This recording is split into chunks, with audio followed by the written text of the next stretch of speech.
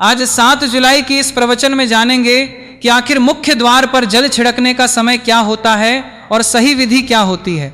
किस समय हमें जल छिड़कना चाहिए। मुख्य द्वार पर जल छिड़कने के लिए स्नान करना जरूरी है या बिना स्नान किए भी मुख्य द्वार पर जल का छिड़काव किया जा सकता है। झाड़ू लगाने से पहले या फिर झाड़ू लगाने के पश्चात जल छिड़कना चाहिए। और एक और प्रश्न आया है कि क्या मासिक धर्म में हम अपने घर के मुख्य द्वार पर जल का छिड़काव कर सकते हैं या मुख्य द्वार पर दीपदान कर सकते हैं। और जल से ही जुड़ा हुआ एक और प्रश्न है आपका कि मंदिर में जो प्रतिदिन हम एक लोटा जल रखते हैं उस जल का हमें क्या करना चाहिए, किस प्रकार प्रयोग करना चाहिए। क्या हम उसे खाने में प्रयोग कर सकते हैं या फिर हम किसी पौधे में डाल सकते हैं। उस जल का उपयोग किस प्रकार से होना चाहिए। और मुख्य द्वार पर जल छिड़कने से संबंधित आपका अगला प्रश्न है कि कई ऐसे लोग हैं जो कि फ्लैट में रहते हैं, कुछ ऐसे लोग हैं जो कि किराए के मकान में रहते हैं, एक ही कमरे में रहते हैं, तो उन्हें अपने घर के मुख्य द्वार पर दीपदान किस प्रकार से करना चाहिए, जल किस प्रकार छिड़कना चाहिए, मतलब किस जगह को मुख्य द्वार मानकर वहां पर मुख्य द्वार से जुड़े हुए उपाय करें। तो आज का प्रवचन पूरी तरह से आपके प्रश्नों पर ही आधारित है, इसलिए बहुत महत्वपूर्ण है और ध्यान से जरूर सुनिए। तो आप जानते हैं कि मुख्य द्वार पर जल छिड़कने का सही समय क्या होता है और सही विधि क्या होती है। तो देखिए, यदि आप मुख्य द्वार पर जल छिड़कते हैं तो आपको ध्यान रखना है कि जल आप एक दिन पहले ही, मतलब रात को सोने से पहले एक पात्र में रखें। कोई भी आप पात्र ले सकते हैं, जैसे कि आप एक तांबे का पात्र ले सकते हैं। तांबे का न हो तो आप पीतल का ले सकते हैं, स्टील का ले सकते हैं, चांदी का ले सकते हैं। जो भी पात्र आपके पास उपलब्ध हो, एक लोटे में थोड़ा सा गंगा जल डाल दीजिए और उसके ऊपर शुद्ध जल भर दीजिए। और हाँ, गंगा जल न हो तो भी परेशान होने की आवश्यकता नहीं है, सिर्फ शुद्ध जल से भी आप पात्र को भर सकते हैं। जल से भरे पात्र को अपने घर की रसोई में रख दीजिए।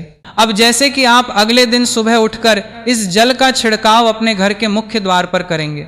अब बहुत से भक्तों के प्रश्न आए हैं कि क्या हम स्नान से पहले ये जल छिड़क सकते हैं या फिर स्नान करना जरूरी है।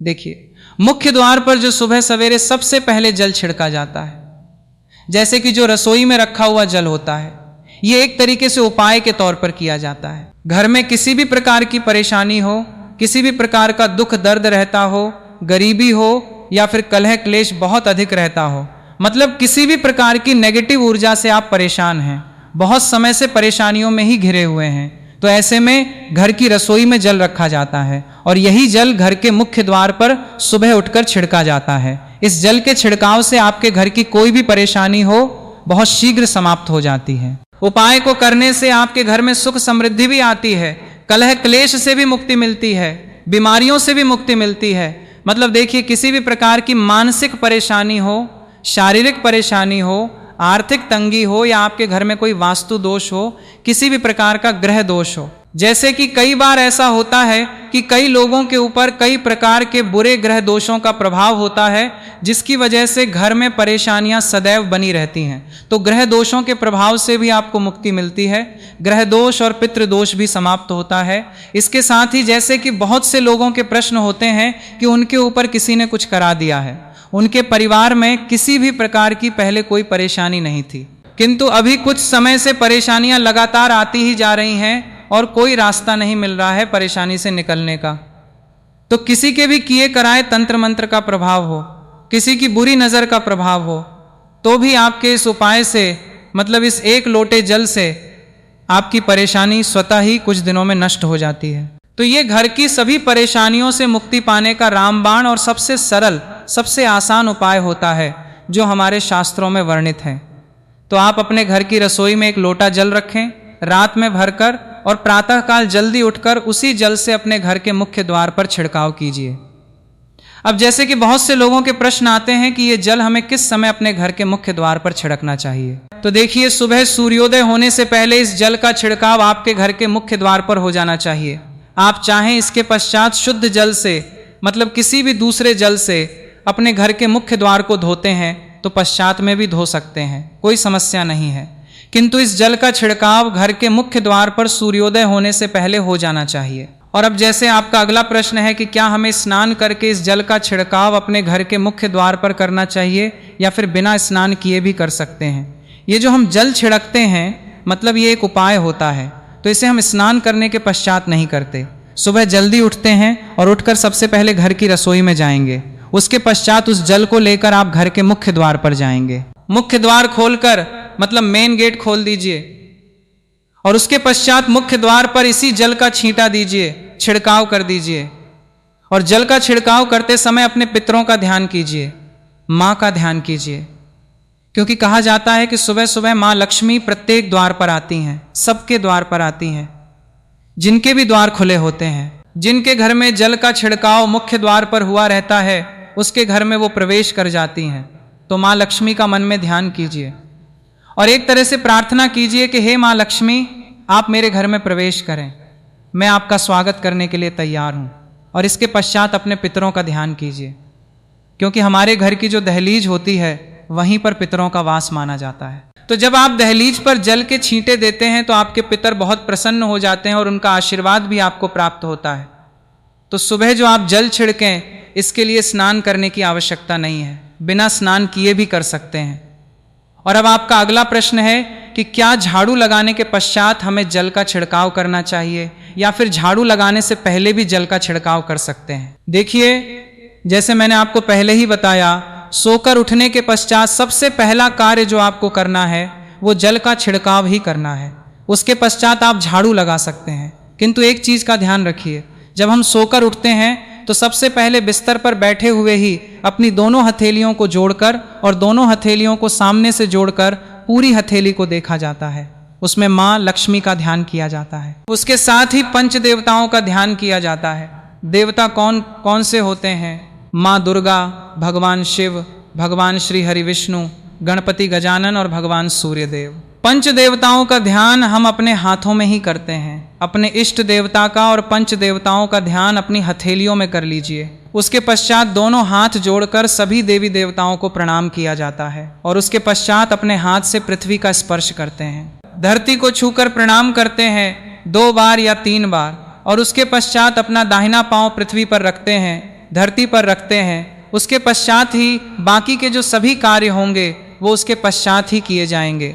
जल का छिड़काव आप उसके पश्चात ही करेंगे। सुबह उठने के पश्चात सबसे पहले हथेलियों के दर्शन, फिर धरती को प्रणाम कीजिए, फिर धरती पर पैर रखिए और उसके पश्चात रसोई में जाकर आपको जल लेना है और घर का मुख्य द्वार खोलकर मुख्य द्वार पर जल का छिड़काव करना है। माँ लक्ष्मी का और अपने पितरों का ध्यान करना है। उसके पश्चात आप अपने घर में आ जाएंगे और उसके पश्चात जो भी आपके रूटीन वर्क होते हैं, मतलब झाड़ू लगाएंगे या फिर आप स्नान करेंगे, ये सभी उसके पश्चात किए जाएंगे। और अब जैसे कि कई लोगों के प्रश्न आते हैं कि जब हम जल का छिड़काव करते हैं, क्या उसी समय हम घर के मुख्य द्वार पर झाड़ू लगाकर और पानी डालकर मुख्य द्वार की अच्छे से सफाई कर सकते हैं? जी हाँ, बिल्कुल कर सकते हैं। पहले आप जो रसोई में रखा हुआ जल है उस जल का छिड़काव कर दीजिए, उसके पश्चात और भी पानी डालकर, मतलब यदि आपके पास जल और उपलब्ध है तो और जल डालकर घर के मुख्य द्वार की अच्छी तरह से झाड़ू से या कैसे भी सफाई कर सकते हैं। और कई लोगों के प्रश्न आए हैं कि हम किसी फ्लैट में रहते हैं या फिर किसी ऐसे कमरे में रहते हैं, किराए के कमरे में, कि हमारे पास एक ही कमरा है, तो हम जल का छिड़काव या फिर दीपदान कहाँ पर करें, किसे हम अपना मुख्य द्वार माने? देखिए, जो आपका अपना कमरा है या फिर जो फ्लैट है उसका जो मुख्य द्वार है, आप उसी स्थान पर दीपदान करेंगे और उसी स्थान पर आपको जल का छिड़काव करना है। मतलब जहां पर आपका यदि एक ही कमरे का मकान है तो आपके कमरे का जो दरवाजा है वहीं पर आपको थोड़ा सा जल छिड़कना है और वहीं पर आप दीपदान भी करेंगे, जो कि मुख्य द्वार से जुड़े हुए उपाय होते हैं। वो आप अपने घर के, मतलब जो अपना कमरा है उसके बिल्कुल दरवाजे के पास ही करेंगे। और आपका अगला प्रश्न है कि क्या मासिक धर्म में हम अपने घर के मुख्य द्वार पर जल का छिड़काव कर सकते हैं, दीपदान कर सकते हैं? जल का छिड़काव करने के लिए मासिक धर्म चालू हो या न हो उससे कोई फर्क नहीं पड़ता, आप जल का छिड़काव कर सकते हैं। रही बात दीपदान की, तो दीपदान देखिए धार्मिक पूजा में आ जाता है और धार्मिक पूजा हम बिना शुद्ध हुए नहीं कर सकते, मतलब मासिक धर्म समाप्त होने के पश्चात ही आप कर सकते हैं। बाकी जल का छिड़काव आप कभी भी कर सकते हैं, कोई समस्या नहीं है। और अब आपका प्रश्न है कि क्या मंदिर में जो हम जल रखते हैं क्या वो रखना जरूरी है, और यदि हम रखते हैं तो उस जल का क्या करें? देखिए, मंदिर में जल रखना बहुत जरूरी है। जल एक ऐसी चीज होती है जिसमें सभी प्रकार की जो एनर्जी होती है ऑब्जर्व हो जाती है।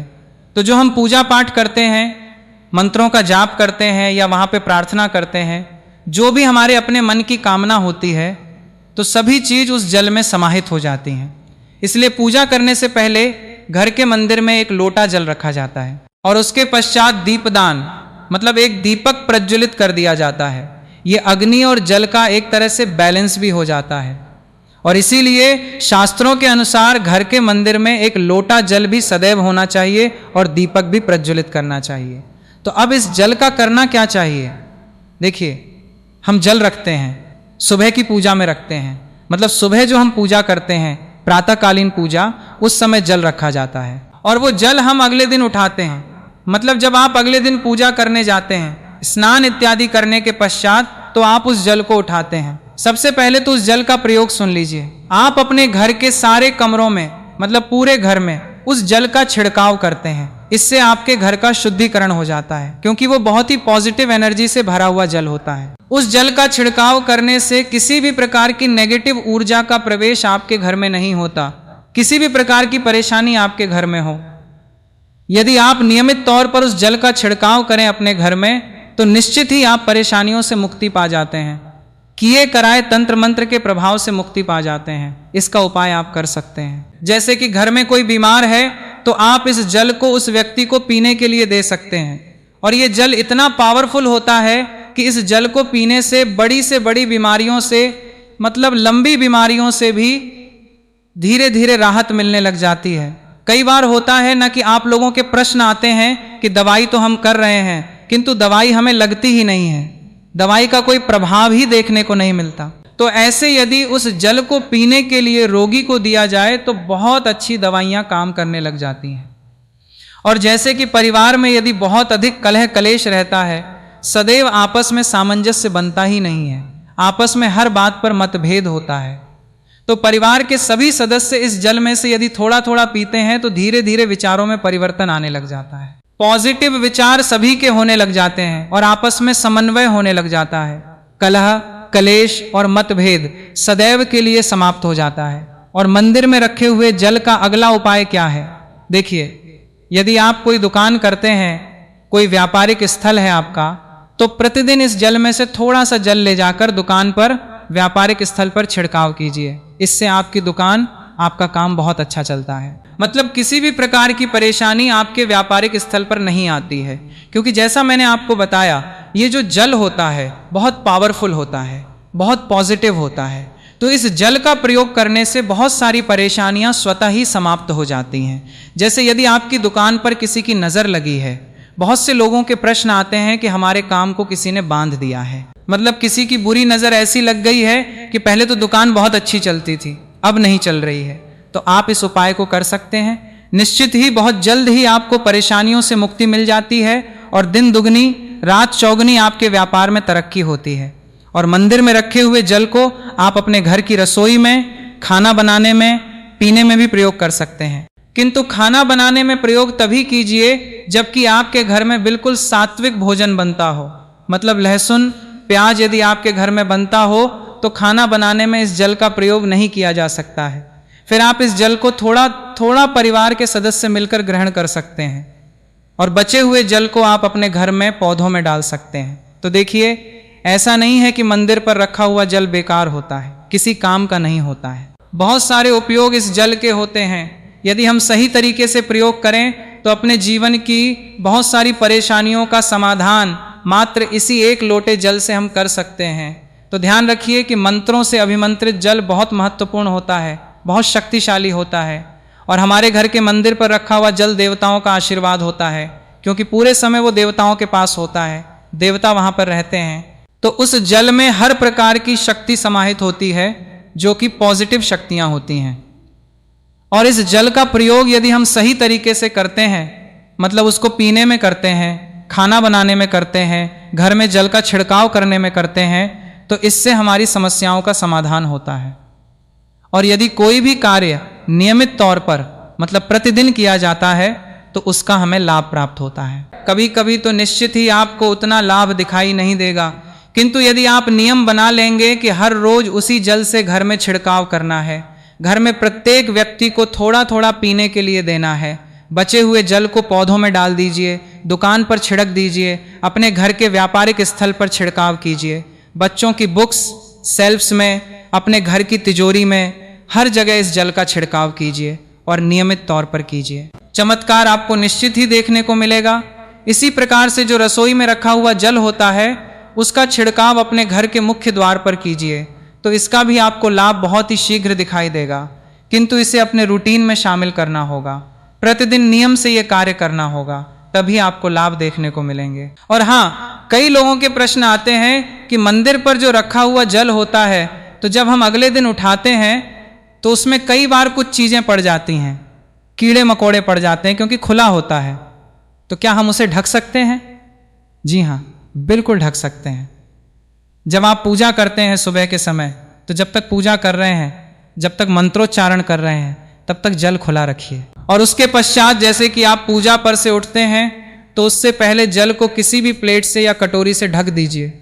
फिर जब आप अगले दिन उस जल को उठाएंगे तो बिल्कुल शुद्ध और साफ सुथरा जल आपको मिलेगा और उस जल का प्रयोग आप अपने किसी भी कार्य में कर सकते हैं। आशा है कि आज की इस प्रस्तुति में बताई गई जानकारी आपको अच्छे से समझ आ गई होगी और ऐसे रोज प्रवचन सुनने के लिए सब्सक्राइब जरूर कीजिए। बोलो जय मां लक्ष्मी।